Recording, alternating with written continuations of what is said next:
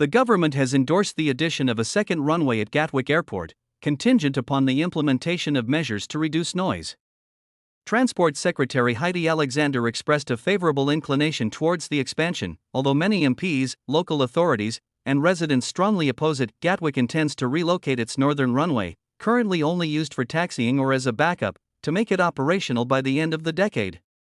However, the Transport Secretary's support does not guarantee the expansion, as planning permission is still required. Should permission be granted, construction would likely commence soon. The £2.2 billion expansion will be funded by private investment. Alexander stated she is issuing a provisional approval decision to allow for further stakeholder input before a final verdict is made. Gatwick has until April 24 to respond to requests for including noise mitigation measures and increasing public transport usage in its plans, with a final decision expected in October.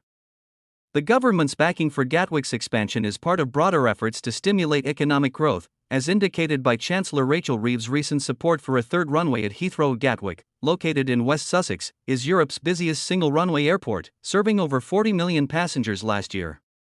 Alexander emphasized the positive impact of aviation on economic growth, distancing herself from being labeled as an anti-flying activist. The economic arguments for expanding Heathrow and Gatwick differ, with Heathrow focusing more on freight related to international trade, while an additional runway at Gatwick would primarily serve holidaymakers and business travelers, especially for short-haul flights.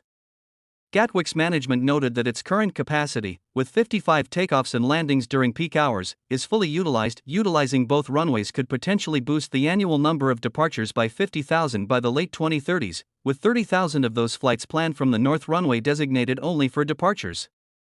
However, there is significant opposition to the expansion, particularly from climate advocates. A Greenpeace UK's policy director, Douglas Parr, argued that the expansion would not promote economic growth but would increase pollution and climate emissions.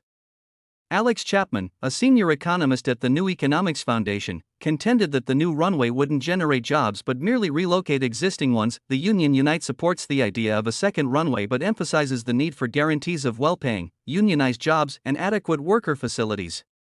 Sally Pavey, chair of Communities Against Gatwick Noise Emissions, CAGNY, expressed concerns regarding noise pollution, traffic issues, air quality deterioration, and climate change, threatening legal action if the expansion proceeds. Gatwick has pledged to lower noise levels to below those of 2019, which CAGNY cites as a peak year for noise disturbances. Meanwhile, the UK Climate Change Committee, UKCCC, recently advised that emissions from the aviation sector must decrease by 17% from 2003 levels to meet climate goals.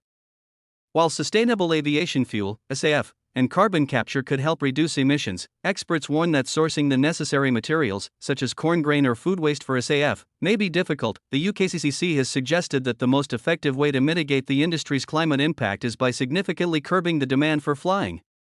Current demand is projected to rise by 53% by 2040, while UKCCC recommends a more sustainable increase of only 16%.